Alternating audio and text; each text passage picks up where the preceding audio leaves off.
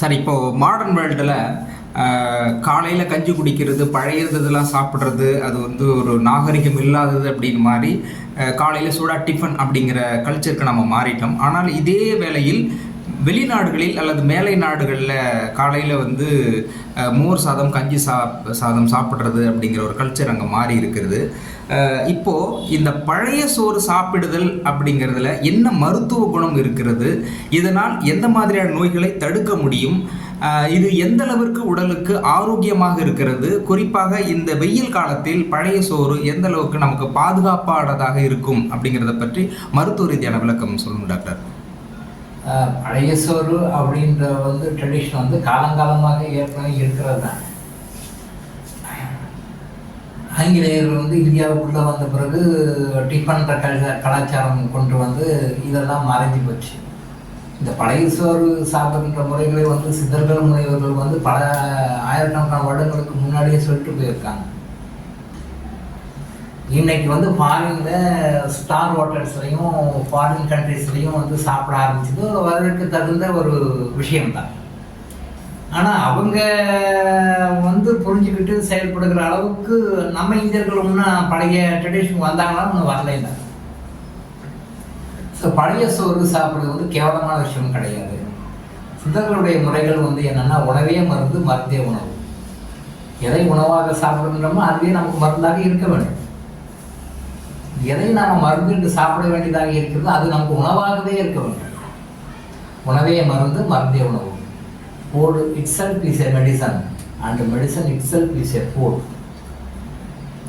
Food itself is a medicine and medicine itself is a food. இந்த தத்துவத்தை நம்ம கரெக்டாக ஃபாலோ பண்ணுறோம்னா நம்ம லைஃப்பில் என்றைக்குமே கஷ்டமே பட மாட்டோம். டாக்டர்கிட்ட போக வேண்டிய அவசியமே கிடையாது, மருத்துவத்துக்கு போக வேண்டிய அவசியமே கிடையாது. இதை சிறுத்தில் வித்துட்டோம்.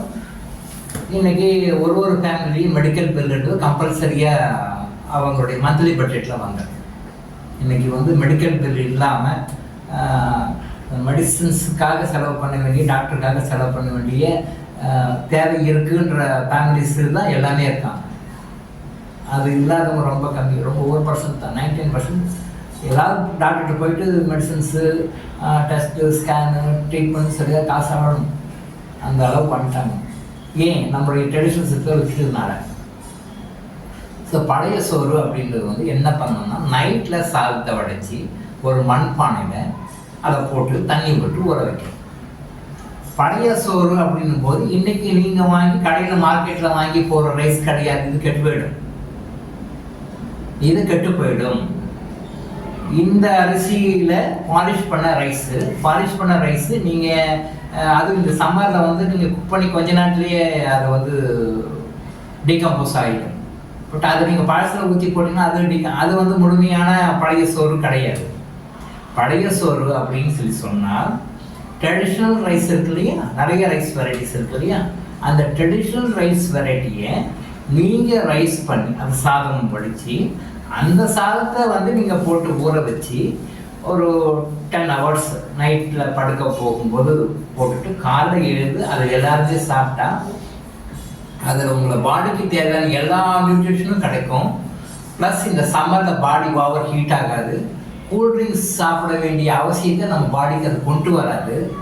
உள்ள எல்லா ஆர்கன்ஸையும் எல்லா நர்வஸ் சிஸ்டத்தையும் இந்த கிளைமேட்டுக்கு அந்த மாதிரி பாடி மெயின்டைன் பண்ணிக்கும். ஏசியில் தான் போய் இருக்கணுன்ற கட்டாயம் இல்லை. ஏசி இல்லாமல் நம்ம பாடி ஏசியாக வச்சோம். இப்போ நம்ம பாடி வெளியில் இருக்கிற வெப்பத்துக்கு தகுந்த மாதிரி அடாப்ட் ஆயிடுச்சு அப்படின்னு சொன்னால் ஏசி நமக்கு தேவையில்லை. நம்ம பாடியில் ஒரு ஹீட் இருக்குது. இந்த ஹீட்டு இப்போ இருக்கிற ஹீட்டுக்கு அடாப்ட் ஆக மாட்டேங்குது. ஸோ அதனால் நம்ம ஒரு ஏர் கண்டிஷனர் ஒன்று போடுறோம். அந்த ஏர் கண்டிஷனரை போட்டு நம்ம அந்த ஏர் கண்டிஷனை யூஸ் பண்ணி நம்ம பாடியை மெயின்டைன் பண்ணிக்கிறோம். பட் பழைய நீராகாரம் சாப்பிட்டிங்கன்னா என்ன பண்ணும் அப்படின்னு சொன்னால், வெளியில் இருக்கிற அந்த ஓவர் ஹீட்டுக்கு தகுந்த மாதிரி உங்கள் பாடி நேச்சுரலாக அடாப்ட் பண்ணும். ஏசி இப்போ தானே வந்தது, சில வருடங்களுக்கு முன்னாடி தானே வந்தது. இப்போ இந்த போன நூற்றாண்டு இருந்தவங்க, அதுக்கு முன்னாடி இருந்தவங்கலாம் எந்த ஏசியில் இருந்தாங்க? இதே மாதிரி தானே வெயில் இருந்தது. அப்போ எந்த ஏசியில் இருந்தாங்க? ஏசி இல்லாமல் எப்படி வாழ்ந்தார்கள் மக்கள்? நைட்டில் நம்ம முடிச்சுட்டா இருந்தாங்க, ஐயோ வேக்கடாக இருக்குது, வெயிலாக இருக்குது, வேக்கடாக இருக்குது, வெயிலாக இருக்குது. இயற்கையான முறையில் இந்த வெயிலை எப்படி டேக்கிள் பண்ணணும்னு தெரிஞ்சுக்கிட்டு இருந்தாங்க. அதனால அவங்க வந்து நேச்சுரலாக இருந்தாங்க. நமக்கு அது தெரியல, அதை விட்டுட்டோம், ட்ரெடிஷனை விட்டுட்டோம். இப்போ ஏசி அப்படின்னு சொல்லிட்டு ஒரு மிஷினை வாங்கி அந்த ஏசிக்குள்ளே கதவெல்லாம் மூடிட்டு உள்ள அந்த ஏசியை வச்சுக்கிட்டு நாமளும் வந்து அதை பேலன்ஸ் பண்ணுறோம்னு சொல்லிட்டு ஒரு பக்கம் புவியினுடைய வெப்பத்தை நாம் அதிகப்படுத்திட்டு இருக்கோம். அரசியல் தலைவர்கள் எல்லாமே கமிட்டி போடுறாங்க, கூடி உலக வெப்பமயமாகுது குறைக்கிறோம், உலக வெப்பமயாகுது குறைக்கிறோம், உலக வெப்பமயாகுது குறைக்கிறோம்ட்டு அவங்களும் ஏதோ பண்ணுறாங்க. அப்பயும் உலகம் வெப்பமாகிட்டு தான் போகுது. இப்போ 3 மாதத்துக்கு 4 மாதத்துக்கு சயின்டிஸ்ட் வேறு மிரட்டல் கொடுப்பாங்க. ஓ பூமி மட்டம் தண்ணி மட்டம் உயர்ந்துகிட்டே வருது, பூமி மட்டம் இறங்கிட்டே போகுது, உயர்வு வெப்பமாக ஆகிட்டே போயிடுது, உலகம் அப்படி ஆகிடும். இவங்க ஒரு பக்கம் துபாரை கிளப்பிட்டு பாம்பு போட்டுட்டு இருப்பாங்க. இதையும் பார்த்துட்டு ஒரு மக்களுக்கு பாதிப்பாங்க. அதை நாம தான் வர வச்சுட்டு இருக்கோம். ஸோ நம்ம ஏசி யூஸ் பண்ணுறதும் ஏசியிலேருந்து வெளியே போகின்ற சில காற்றுகள் வந்து புவி வெப்பமண்டல மையத்தை வந்து பாதித்து அந்த ஹீட்டை அதிகப்படுத்தி அதனால் நிறைய பாதிப்புகள் வருகின்றனன்றதான் உண்மை. அப்போ அப்படி ஒரு பாதிப்பு வந்து நாம் ஒரு காரணமாக இருக்கிறோம். இயற்கையை பாதிக்காத முறையில் நாம் நடந்துட்டோம். நம்ம வித் ஆல்வேஸ் ஹாப்பி.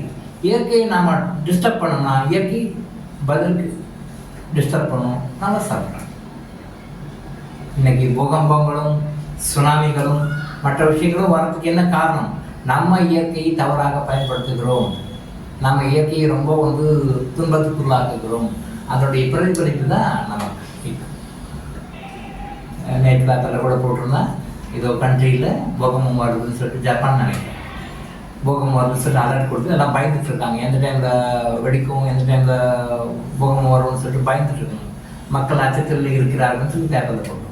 எண்டில் வந்து மக்கள் அச்சத்தில் இருக்கிறார்கள், எந்த டைமில் எந்த பூகம்பம் எங்கே வெடிக்குமோன்னு சொல்லிட்டு. பிலிப்பைன்ஸ் நினைக்கிறேன், பிலிப்பைன்ஸ் ஜப்பான் தான். அப்போ பயந்து சாப்பிடும், பயந்து இருக்கும். எதுக்கு? நம்ம இயற்கைக்கு ஆப்போசிட்டாக செய்யறதுனால. ஸோ இயற்கையை வந்து நம்ம பாதிக்காமல் இருக்கணும்.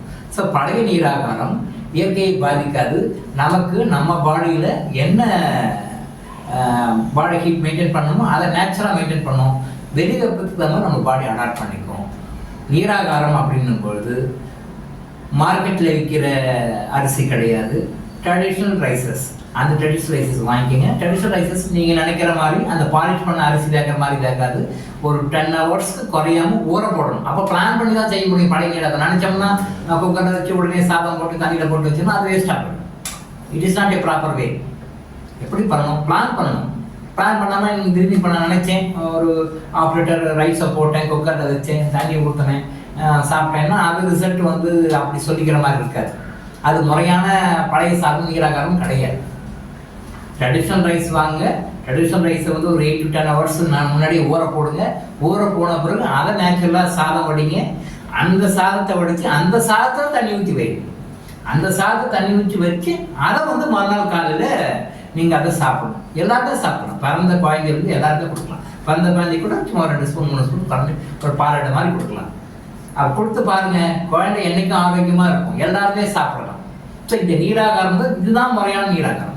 இந்த முறையான நீராகாரத்துக்கு ஊறுகாயும் சாப்பிடும் பொழுது மார்க்கெட்டில் விற்கிற ஊறுகாய் எல்லாம் விட இயற்கையாக உங்கள் வீட்டில் நேச்சுரலாக போட்ட ஊறுகாயை சாப்பிட முடிஞ்ச வரைக்கும் மார்க்கெட்டில் விற்கிற ஊறுகாயை அவாய்ட் பண்ணுங்க.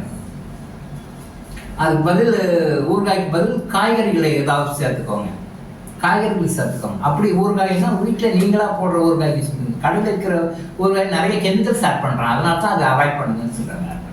இந்த மாதிரி இயற்கையான அந்த நீராகாரத்தை தொடர்ந்து சாப்பிட்டீங்கன்னு சொன்னால் உங்கள் பாடிக்கு தேவையான நிறைய நியூட்ரியன்ஸ் கிடைக்கும்.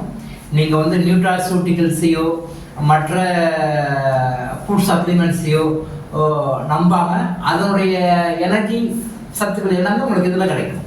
சாப்பிடுங்க, டெய்லி சாப்பிடலாம். எல்லாரும் சாப்பிடலாம். டே டைமில், நைட்டில் சாப்பிடக்கூடாது. டே டைமில் பகலில் எடுத்துக்கலாம், மதியானத்தில் எடுத்துக்கலாம், காலையில் மதியம் எடுத்துக்கலாம், நைட்டில் மட்டும் வேண்டாம். ஸோ இது நெக்ஸ்ட் டே. இந்த மாதிரி ரொட்டீனாக சாப்பிட்டுருந்தீங்கன்னா நல்லா நோட் பண்ணிக்கோங்க, உடல் வெப்பம் சம்பந்தமான நோய்கள் உங்கள் உடம்பு வெளில போயிடும்.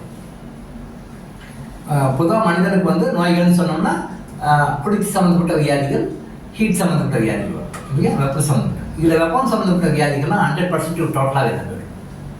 குளிர்ச்சி சம்மந்தப்பட்ட வியாதிகள் சில வியாதிகள்லாம் ஆக்கிவிடுறாங்க. இது ஆண்களுக்கும் சரி, பெண்களுக்கும் சரி, குழந்தைகளுக்கும் சரி. ஸோ தயவு செய்து நான் சொன்ன முறைப்படி நீராகாரத்தை சாப்பிட்டு நல்ல ஆரோக்கியத்தை நீங்கள் என்ஜாய் பண்ணலாம். இப்படித்தான் என்ஜாய் பண்ணணும். நீராகாரத்தை கண்டிப்பாக நான் சொன்ன முறைப்படி செய்து சாப்பிடணும். டாக்டர் இளங்கோ ஆயுஷ் ஹாஸ்பிட்டல் விழிப்புணர்வு இது. தொடர்ந்து இது மாதிரி பல அவேர்னஸ் வீடியோக்களை பார்க்க நம்ம சேனலை சப்ஸ்கிரைப் பண்ணிவிட்டு பெல் பட்டனை ப்ரெஸ் பண்ணுங்கள்.